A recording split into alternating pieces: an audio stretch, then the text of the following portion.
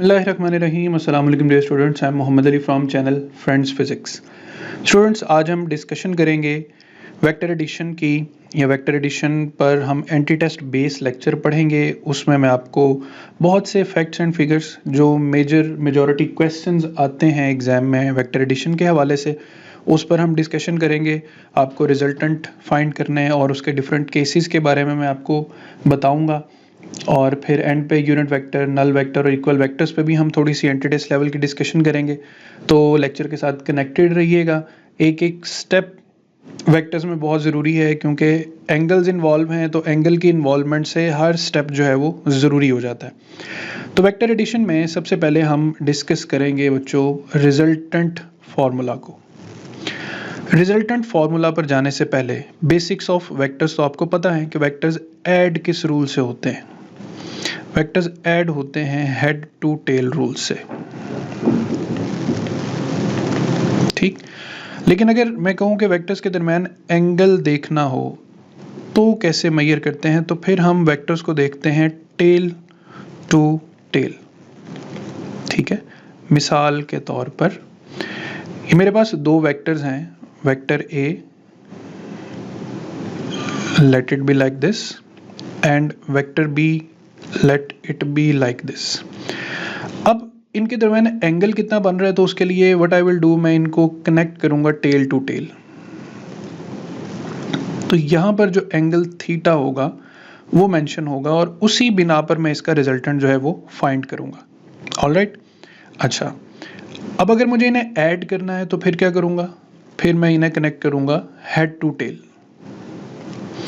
उसके लिए let's say I need to find a plus B, तो मैं पहले a को ड्रॉ करूंगा और फिर हेड टू टेल रूल से b को ड्रॉ करूंगा और ये बनेगा रिजल्टेंट वेक्टर r, ठीक है। लाइंस की बारे में परेशान नहीं होना अगर थोड़ा बहुत ये जिगजैग बन भी जाए, मेन चीज़ हमारा वेक्टर हमेशा स्ट्रेट लाइन होता है। तो ये वेक्टर a और ये वेक्टर b और ये उसका resultant r। So how will I write r? r is equal to a plus b. Similarly, if I need to find b plus a, that resultant is equal to b plus a, तो फिर मैं क्या करूंगा, मैं पहले draw करूंगा vector b और फिर ड्रॉ करूंगा वेक्टर a और फिर यहां पर बनाऊंगा रिजल्टेंट r। अब देखें, मैं यहां पर वेक्टर a और यहां पर वेक्टर b अगेन रख कर ये दिखा सकता हूं कि जो रिजल्टेंट है वो a प्लस b का भी वही है और a b प्लस a का भी वही रिजल्टेंट है, ठीक है। तो इसका मतलब है कि हम कह सकते हैं कि जो वेक्टर एडिशन है वो क्या होती है, वो कम्यूटेटिव होती है,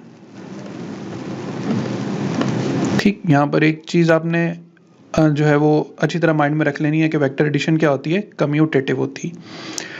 उसके बाद आते हैं हम रिजल्टेंट फॉर्मूला पर। रिजल्टेंट फॉर्मूला ये आपको मैं डायरेक्ट बता भी रहा हूँ और इसका प्रूफ भी बताता हूँ और इसको आगे यूज़ करने का तरीका भी। तो रिजल्टेंट फार्मूला बच्चों आपने याद रखना है, r is equal to under root of vector a square plus vector b square plus 2ab cos theta.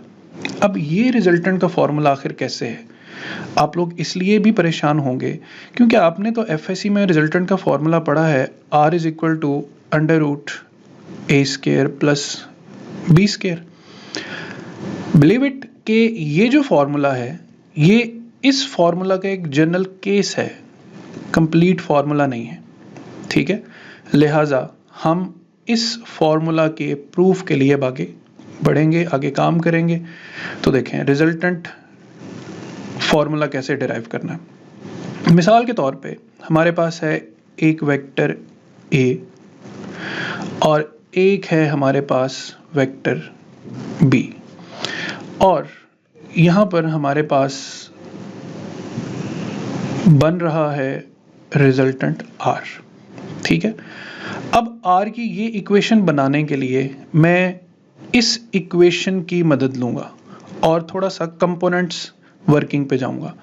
अब देखें what I am going to do कि मैं यहाँ से इस लाइन को आगे प्रोसीड करता हूँ और let this be angle alpha, ठीक है, and let this be angle theta. यहां से मैं एक स्ट्रेट लाइन ड्रॉ करूंगा तो by the use of components मैं लिख सकता हूं कि ये जगह क्या है, बी साइन थीटा, और ये लाइन किसको रिप्रेजेंट कर रही है, बी कॉस थीटा। अब देखें ये पूरा एक वेक्टर बन रहा है जो basically a plus B cos theta के इक्वल है, और ये पूरा एक वेक्टर बन रहा है जो b साइन थीटा के इक्वल है। ठीक है, और अब हमें रिजल्टेंट फाइंड करना है, तो हम पाइथागोरस थ्योरम पे जा सकते हैं। हम लिख सकते हैं that resultant square is equal to base square यानी a plus B cos theta plus perpendicular square that is b sine theta whole square. So now r square is equal to, इस स्क्वायर को open करें तो ये बनेगा a square plus b square cos square theta plus 2ab cos theta plus b square sine square theta. ठीक है, now resultant square is equal to a square plus B square cos square theta और B square sine square theta, इनको अगर resume करें तो इनमें से B square common आता है और अंदर आ जाता है sine square theta plus cos square theta, फिर बचेगा plus 2ab cos theta. Alright, so now resultant square is equal to a square plus B square. आपको ट्रिग्नोमेट्री में पता है कि sine square theta plus cos square theta is equal to 1 होता है, तो मैं इसको यहाँ पर 1 कंसीडर करके इग्नोर कर दूंगा, प्लस 2ab कॉस थीटा। सो देखें हम अपने फॉर्मूला तक पहुंच गए। R square is equal to a square plus B square plus 2ab cos theta, and in order to remove the square root, आप दोनों तरफ स्क्वायर रूट ले लें, तो resultant equation is equal to under root of a square plus b square plus 2ab cos of theta. So students, आपको अब onward ये सारी जो मैंने डिटेल आपको डेरिवेशन करवाई है इसकी ज़रूरत नहीं पड़ेगी। हाँ, ये काम आ सकती हैं जो अगर कोई टीचर्स मेरा लेक्चर देख रहे हैं तो ये फॉर्मूला कैसे डिराइव होता है, that is the proper method. तो ये रिजल्टेंट की इक्वेशन अब हम आगे फर्दर यूज़ करेंगे, इसी को आगे लेकर चलेंगे और आगे कैसे बढ़ेंगे। अच्छा, ये तो रिजल्टेंट ऑफ एडिशन की इक्वेशन है ना। इन केस अगर सब्ट्रैक्शन होना तो आपने सिर्फ एक छोटी सी चेंजिंग करनी है, और वो ये a square plus B square minus 2ab cos theta. ठीक है, यानी अगर दो वेक्टर्स एडिशन की बजाय सब्ट्रैक्शन जो है वो सफ़र कर रहे हो तो फिर आपने फॉर्मूला में सिर्फ इतनी सी चेंजिंग करनी है कि प्लस को किस में चेंज कर देना है, माइनस में चेंज कर देना है। सो यहाँ पर हम जो गोल अब आगे लेकर जा रहे हैं वो ये कि now the formula of resultant is under root a square plus B square plus 2ab cos theta. Alright, अब हम बढ़ते हैं आगे एक और इम्पॉर्टेंट चीज़ पर, that is maximum and minimum resultant. बच्चों, अगर तो हमारे पास हो नंबर्स, ठीक है, अब नंबर्स में क्या होता है, नंबर्स में लेट से मेरे पास एक नंबर है 4 और एक नंबर है 3। If I add the two numbers तो 4 प्लस 3 मेरे पास जवाब आ रहा है 7। इफ आई सब्ट्रैक्ट तो what I got 4 minus 3 is equal to 1।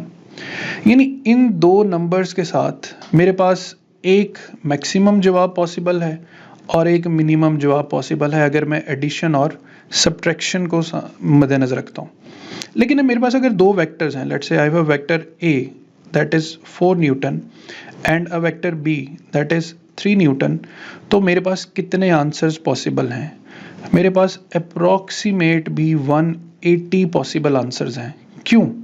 क्योंकि वेक्टर्स के दरमियान 0 डिग्री एंगल भी हो सकता है, वेक्टर्स के दरमियान 1 डिग्री एंगल भी हो सकता है, 2 डिग्री एंगल भी हो सकता है। यानी वेक्टर्स जो हैं ये 0 डिग्री से लेकर 180 डिग्रीज तक किसी भी एंगल पर ऐड हो सकते हैं। ऐड हो गए, ऐड होंगे तो किस तर्ज पर हम इनको आगे लेकर चलेंगे। तो ज़रा गौर से देखें, लेट्स से हम a is equal to 4 newton और b is equal to 3 newton से यूं स्टार्ट करते हैं कि हम कहते हैं कि वेक्टर a और वेक्टर b, इन दोनों के दरमियान बनने वाला एंगल है 0 डिग्री। ठीक है, अच्छा, अब एंगल भी मुझे पता है, मैग्नीट्यूड भी पता है, तो मैं डायरेक्ट रिजल्टेंट इक्वेशन पे जाता हूँ। r is equal to under root A square plus B square plus 2ab cos 0 degrees. ठीक है, stay connected. Resultant is equal to under root A square plus B square plus 2ab because cos 0 degree is equal to 1। ठीक है, तो अब आगे further देखें, resultant is equal to under root A square plus B square plus 2ab जो है। अब अगर आप इस चीज़ को गौर से देखें तो आप इसको a प्लस बी का स्क्वायर लिख सकते हैं। तो अगर आप इसको a प्लस बी का स्क्वायर लिख सकते हैं तो आप यहाँ पर a plus B whole square लिख दें। उसके बाद क्या होगा, स्क्वायर रूट से स्क्वायर कैंसिल हो जाएगा और रिजल्टेंट 0 डिग्री पर आपको जो आंसर देगा वो आंसर देगा a प्लस बी। अब इस पूरी कहानी को हम ज़रा इकट्ठा मिलाकर पढ़ते हैं। स्टोरी ये है कि अगर हमारे पास दो वेक्टर्स हैं, वेक्टर ए और वेक्टर बी, और उनके दरमियान बनने वाला एंगल 0 डिग्री है, तो आप उन वेक्टर्स को कैसे ऐड कर सकते हैं? आप उनको सिंपल a प्लस बी कर सकते हैं, यानी 0 डिग्रीज पर at 0 degrees my resultant would simply be a plus B. ठीक है, यानी मेरा जो रिजल्टेंट का मैग्नीट्यूड होगा, if I am talking about magnitude, तो फिर मैं यहाँ पे बार नहीं डालूंगा, यानी 4 प्लस 3, तो माई रिजल्टेंट एंगल इज या my resultant of vector is 7 newton. ठीक है, अच्छा, अब ये जो 7 न्यूटन है ये एक तरह से मैक्सिमम आंसर है 4 और 3 के साथ। ऑल राइट, अब अगले केस पे चलते हैं। लेट्स से कि इसी वेक्टर a यानी 4 न्यूटन और वेक्टर b यानी 3 न्यूटन्स के दरमियान बनने वाला एंगल 180 डिग्री है। ठीक हो गया, 180 डिग्री का मतलब है कि अगर वेक्टर a इस डायरेक्शन में है तो वेक्टर b जो है वो ऑपोजिट डायरेक्शन में है, एंगल 180 डिग्री।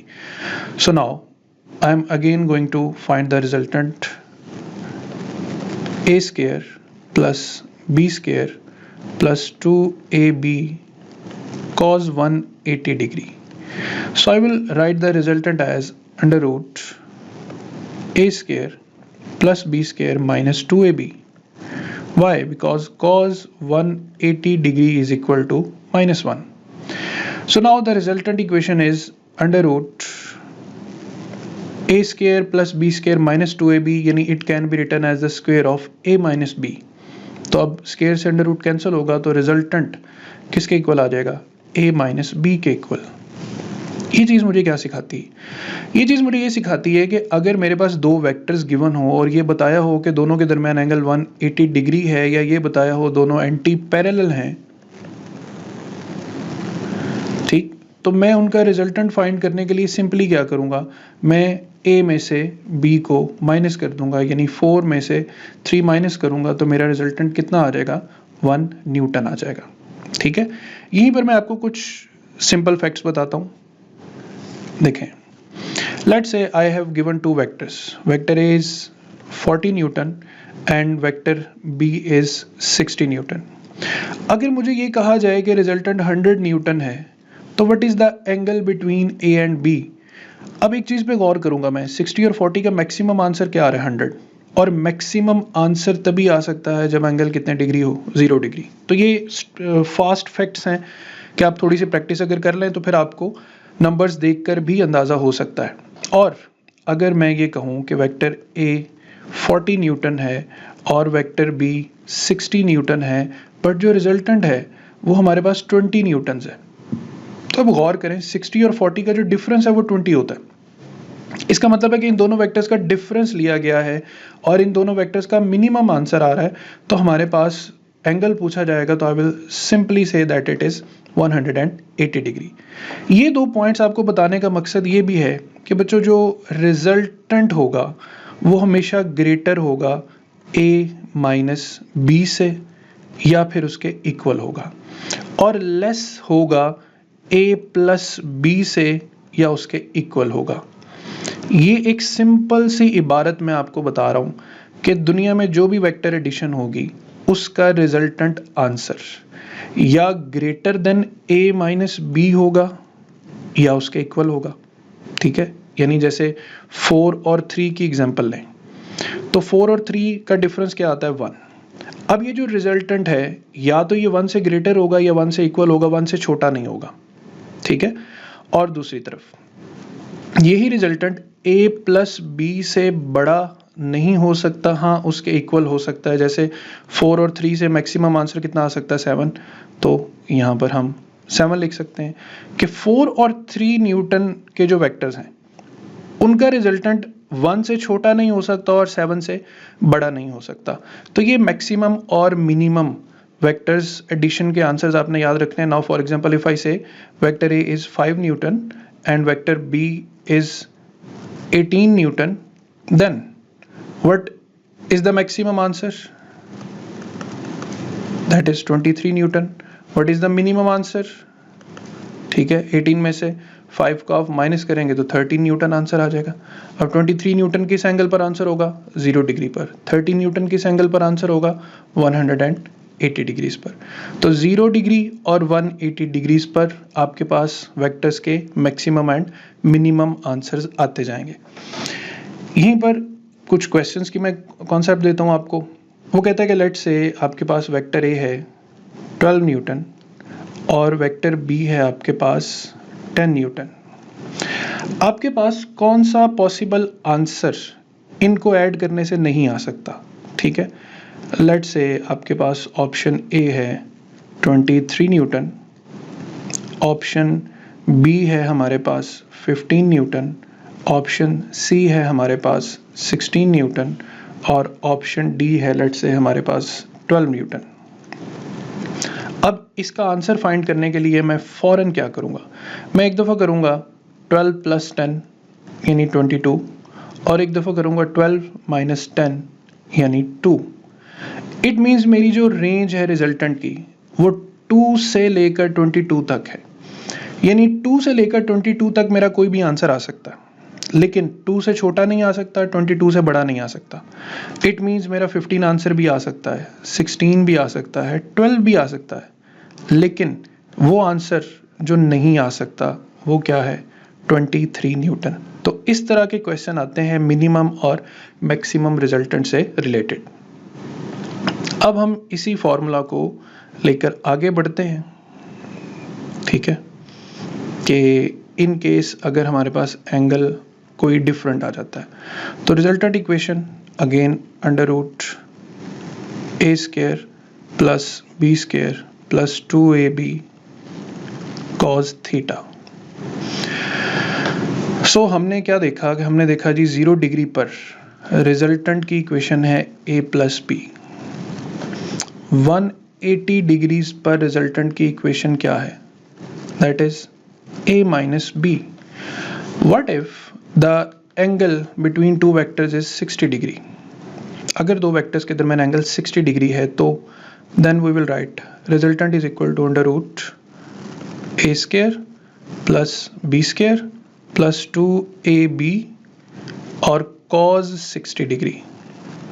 अब cos 60 क्या होता है? cos 60 होता है 1/2। तो resultant equation is under root A square plus B square plus 2ab into 1/2 और 2 से 2 क्या हो जाएगा कैंसिल हो जाएगा। तो resultant at 60 degrees that would be A square plus B square plus ab। ठीक है, सिमिलरली आप यही फॉर्मूला ज़हन में रखते हुए मैं आपको थोड़ा सा टास्क दूंगा, आप 30 डिग्री पर भी रिजल्टेंट की इक्वेशन बना लें, आप इसी तरह 45 डिग्री पर भी रिजल्टेंट की इक्वेशन बनाएं। और अब अगर हम आए 90 डिग्रीज पर, let's say if theta is 90 degree, तो you all well know that cos 90 degree is equal to क्या होता है 0। तो रिजल्टेंट की इक्वेशन क्या बनी, रिजल्टेंट बना under root A square plus B square plus 2ab cos 90।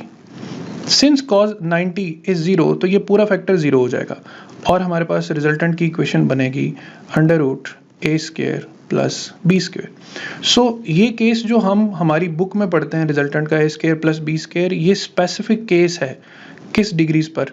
90 degrees पर। ऑलराइट, अब इसकी एक मिसाल देता हूँ।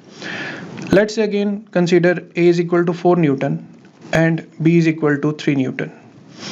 Let us say that both the vectors make an angle of 90 degree with each other. ये तो हो गया किस रूल से? Tail to tail. ठीक। Now if you want to add them, then I will write A and I will write B और यहाँ पर बनेगा resultant. Now what is the resultant?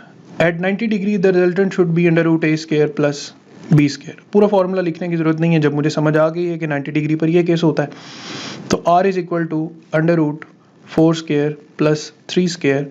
तो we are all familiar with the answer that it is 16 plus 9, r is equal to under root 25 that is 5।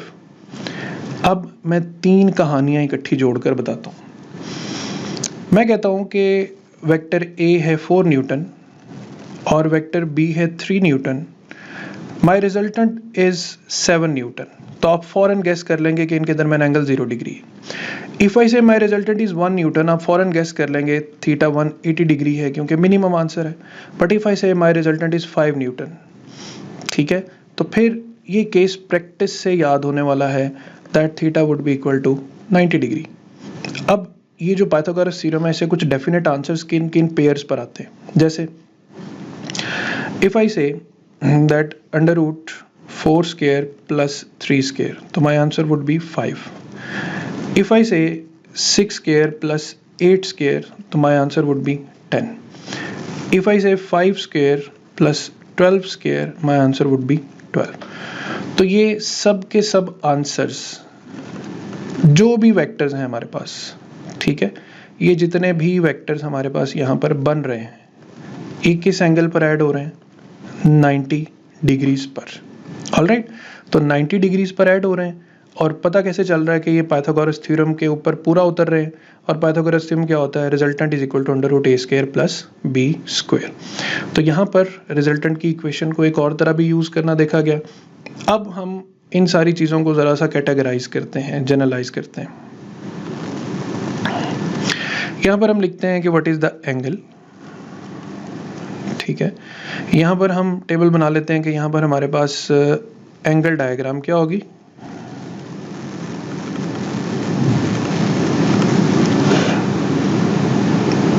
ठीक है। यहाँ पर हम देखेंगे कि एडिशन डायग्राम क्या होगी,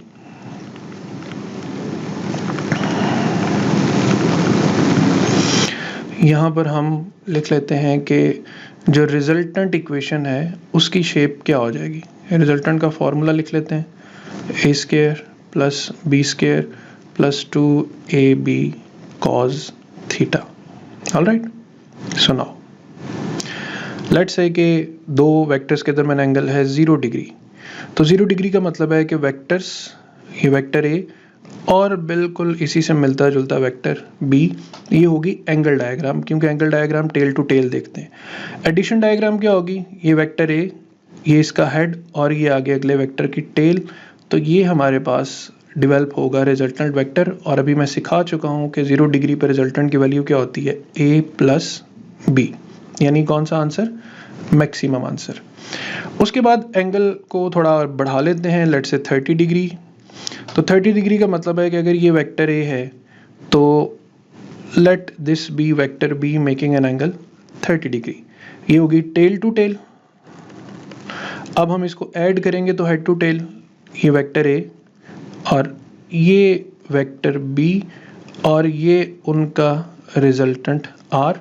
अब 30 डिग्री पर जो रिजल्टेंट होगा मैं उसकी डायरेक्ट इक्वेशन लिख रहा हूँ, आपने इसको फॉर्मूला में पुट करके जस्टिफाई कर लेना है। A square plus B square plus under root 3ab as cos 30 degree is equal to under root 3/2, ठीक है। Next angle let it be 45 degrees, ठीक है। अब ये वेक्टर ए है तो ऑलमोस्ट यहाँ पर एंगल में शो कर रहा हूँ 45 डिग्री। ये इनकी एंगल डायग्राम हो गई और ये इनकी वेक्टर डायग्राम और ये इनका रिजल्टेंट बनेगा, ठीक है। तो here the resultant would be under root a square plus b square plus under root 2ab, क्योंकि cos 45 डिग्रीज किसके इक्वल होता है 1 ओवर अंडर रूट 2 के। ये सारी चीज़ें ट्राई भी करनी है, सिर्फ देखते नहीं जाना, इसको प्रैक्टिस करेंगे तो आपको अच्छा रिस्पॉन्स मिलेगा अपने क्वेश्चंस में। उसके बाद 60 डिग्री पे आ जाए। अब 60 डिग्री का मतलब ये है कि ये वेक्टर ए है और ये कोई 60 डिग्री के राउंड अबाउट एंगल शो कर लेते हैं हम वेक्टर बी का। ये हो गई एंगल डायग्राम। और जब ये ऐड होंगे तो हेड टू टेल पर जाएंगे और हेड टू टेल के लिए ये रिजल्टेंट बनेगा और रिजल्टेंट 60 डिग्री पे क्या इक्वेशन रखेगा, A square plus B square plus A B, why because cos 60 degrees is equal to 1 over 2। Similarly हम इसको 90 डिग्री पर ले जाए तो ये वेक्टर ए और ये एग्जैक्ट 90 डिग्री पे वेक्टर बी ऐड होंगे तो हेड टू टेल से ऐड होंगे ए और बी और यहाँ पर रिजल्टेंट आ जाएगा। अब आप एक चीज़ गौर से ज़रा देखें सब बच्चे कि हमारे पास 0 डिग्री पर सबसे बड़ा रिजल्टेंट है और उसके बाद जो रिजल्टेंट है उसका साइज छोटा होता चला जा रहा है और हम चूंकि 0 डिग्री से 180 डिग्री की तरफ जा रहे हैं तो हमारा आंसर मैक्सिमम से अल्टीमेटली कहाँ जाएगा, मिनिमम तक, ठीक है। तो I am again making it maximize. तो यहाँ पर रिजल्टेंट 90 डिग्री पे क्या होता है जी, under root A square plus B square. और फाइनली 180 डिग्री को भी जनरलाइज कर लेते हैं। ये हमारे पास वेक्टर ए है तो एग्जैक्टली उसके ऑपोजिट होगा वेक्टर बी और इसकी जो रिजल्टेंट डायग्राम होगी वो थोड़ी सी बनाना कॉम्प्लेक्स है। हम सिर्फ ये कह सकते हैं कि रिजल्टेंट 180 डिग्री पर क्या हो जाएगा, ए माइनस बी हो जाएगा, यानी आंसर कितना हो जाएगा, मिनिमम हो जाएगा। तो अब मैं इस पूरे प्रोसेस को एक सिंगल स्क्रीन पर शो करूं तो देखें ये सिंपल टेबल जो मैंने यहाँ पर बनाया है, ये resultant from maximum to resultant to minimum. इसमें 90 डिग्री केस बहुत इंपॉर्टेंट है, ठीक है। 30, 45 और 60 ये इतना इंपॉर्टेंट नहीं है। 0 डिग्री, 90 डिग्री और 180 डिग्री ये एडिशन फैक्टर्स जो हैं ये बहुत ज़्यादा इंपॉर्टेंट है। अब इसमें कुछ स्पेशल केसेस पर चलते हैं आगे। एक क्वेश्चन आता है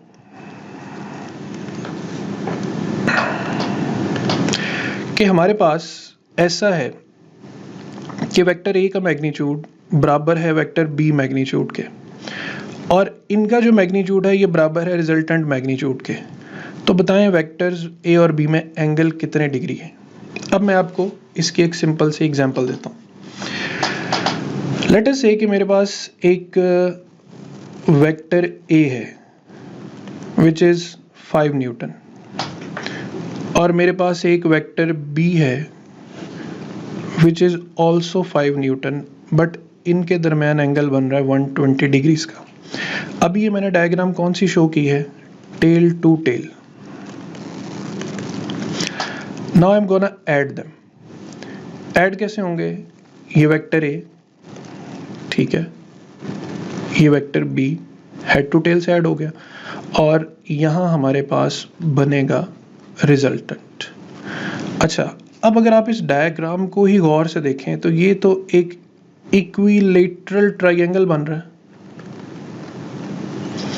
और इक्विलेटरल ट्रायंगल में जो साइड्स होती हैं, side A will be equal to side B will be equal to side C which is acting as a resultant. तो ये इक्विलेटरल ट्रायंगल बना तो किस एंगल पर बना, 120 डिग्रीज पर। बट मुझे चूंकि ये सवाल पहल मिला है तो मैं इसको चूंकि पहले से प्रैक्टिस कर चुका तो I know that is 120 degree is the answer. But हम इसको जस्टिफाई भी कर सकते हैं। जस्टिफाई हम इस तरीके से कर सकते हैं कि हम लिखेंगे resultant equation R square is equal to A square plus B square plus 2ab cos theta. I will write कि ए स्क्वायर या यूं कह लें कि हमारे पास ऊपर कंडीशन दी हुई है कि जो वेक्टर ए है वो बराबर है बी के और बी बराबर है रिजल्टेंट के। तो मैं सारे टर्म्स की जगह पर कोई एक अल्फ़ाबेट यानी ए लिख देता हूँ। तो मैं लिखता हूँ जी A square is equal to A square plus 2a square cos theta. उससे क्या होगा, a square is equal to 2a square plus 2a square cos theta. Similarly a square is equal to 2a square यहाँ पे common आ रहा है और अंदर बचेगा 1 प्लस cos थीटा। यहाँ पर a स्क्वायर से a स्क्वायर कैंसिल हो जाएगा और 1/2 is equal to 1 plus cos theta. Now what's the next step, 1/2 minus 1 is equal to cos theta. तो cos theta is equal to -1/2 and further theta is equal to cos inverse of -1/2। आप calculator पर 0.5 भी कर सकते हैं, -0.5। The answer would B 120 degree. अब आपने कुछ भी नहीं करना, सिर्फ आंसर को कंडीशन के साथ जस्टिफाइड कर लें। वो कहता है कि अगर वेक्टर ए का साइज वेक्टर बी के साइज के और वेक्टर बी का साइज रिजल्टेंट के साइज के बराबर है तो इन दोनों वेक्टर्स ए और बी में एंगल कितने डिग्री होगा, 120 डिग्रीज होगा। ऑलराइट, अब इस कंडीशन को नहीं भूलना। यानी आपको अगर फौरन फटाफट क्वेश्चन आता है कि जी vector A magnitude is equal to vector B magnitude is equal to resultant, ठीक है, तो ये आपकी बुक में जो है एग्जाम्पल 2.3 है और आपके पास जो शॉर्ट क्वेश्चन है वो शॉर्ट क्वेश्चन नंबर 13 है। ये उसकी पूरी कंडीशन है, या आपने इसको चेक भी कर लेना है। और इसका आंसर कितने डिग्री है, 120 डिग्री। ये यूं भी आ सकता है कि फोर्स 1 का मैग्नीट्यूड बराबर है फोर्स 2 के मैग्नीट्यूड के और फोर्स 2 का magnitude equals to resultant of the two forces है। तो बताएं F1 और F2 में कितना एंगल बन रहा है, तो आपने फौरन से सिलेक्ट क्या कर लेना, 120 डिग्रीज। अच्छा जी, इसी तरह नाउ विल मूव फॉरवर्ड। फिर एक क्वेश्चन आता है कि if the magnitude of sum of a plus b is equal to the magnitude of difference a minus b, then what is the angle between a and b। अब इसमें मैं आपको एक फर्स्ट केस पहले ये बताता हूं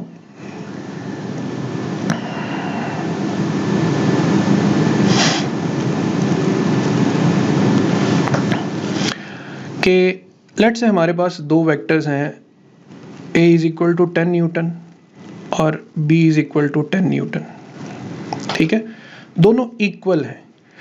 तो मैं सबसे पहले क्या करता हूं कि मैं वेक्टर a में पहले b को ऐड करता हूं,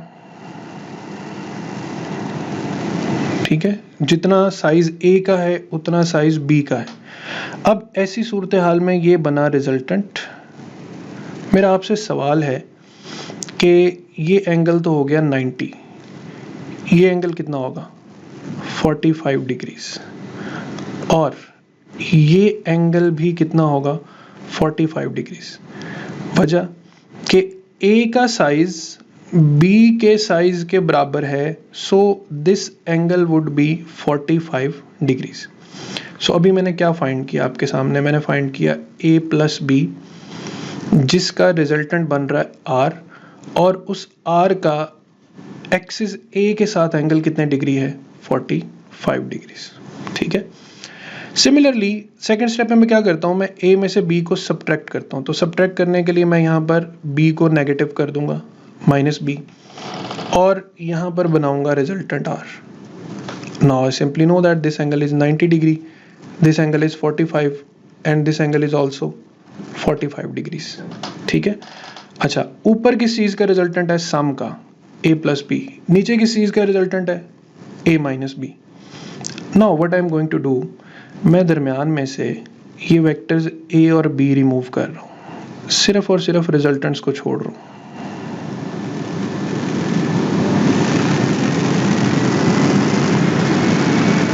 ठीक हो गया। अब गौर से देखें कि यहां तक 45 डिग्री था, यहां तक भी 45 डिग्री था, तो इन दोनों रिजल्टेंट्स में टोटल एंगल कितना बन रहा है, 90 डिग्री। सो इफ वी से the resultant of A plus B is equal to the resultant of A minus B, then what is the angle between A and B? तो it is simply 90 degree।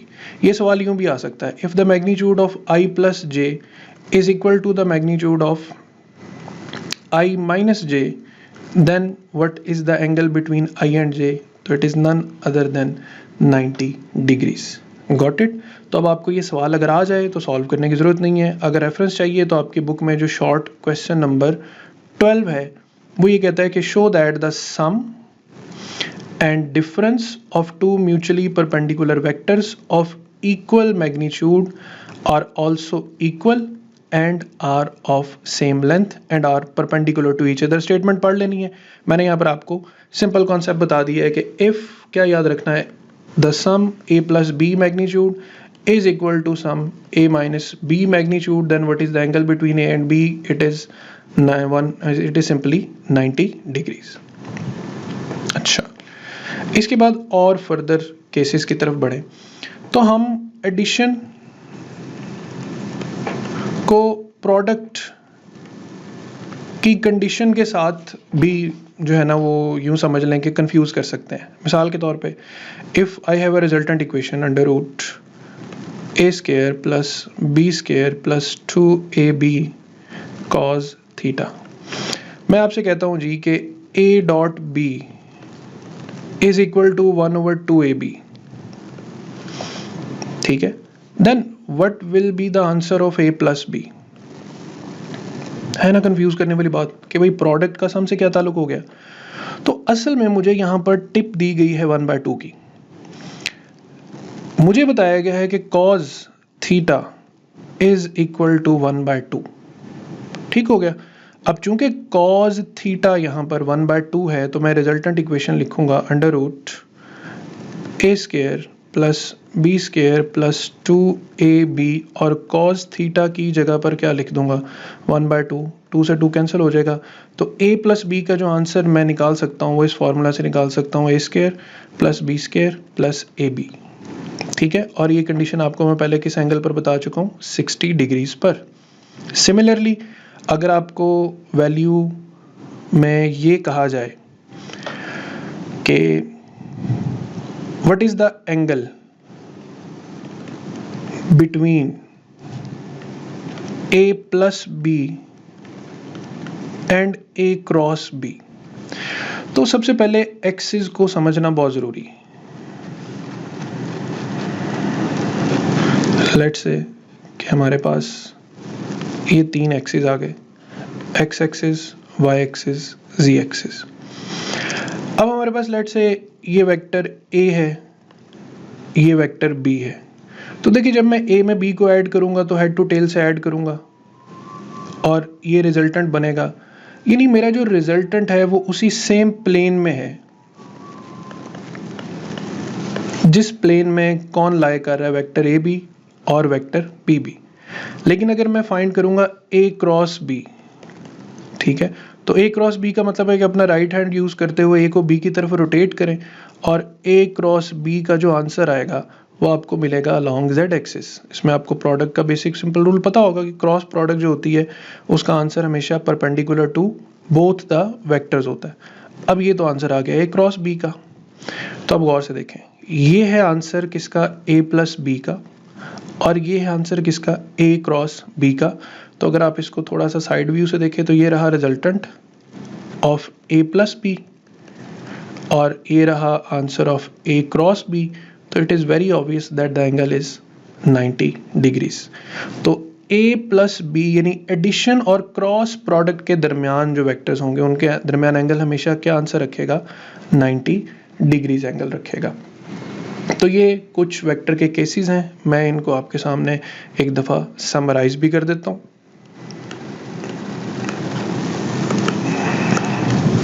अब summary क्या है, सबसे पहली चीज कि resultant equation याद रखनी है, मेरे साथ साथ रिपीट करते जाएं, A square plus B square plus 2ab cos theta, ठीक है। आपको मैक्सिमम रिजल्टेंट का आंसर कितने डिग्रीज पर मिलेगा, 0 डिग्री पर, और वो रिजल्टेंट का आंसर क्या होगा, a प्लस बी। इसी तरह आपको जो रिजल्टेंट मिलेगा 90 डिग्रीज पर, वो आपको रिजल्टेंट की इक्वेशन क्या मिलेगी, under root A square plus B square. Similarly आपको रिजल्टेंट 180 डिग्रीज पर मिनिमम आंसर देगा, that is A minus B.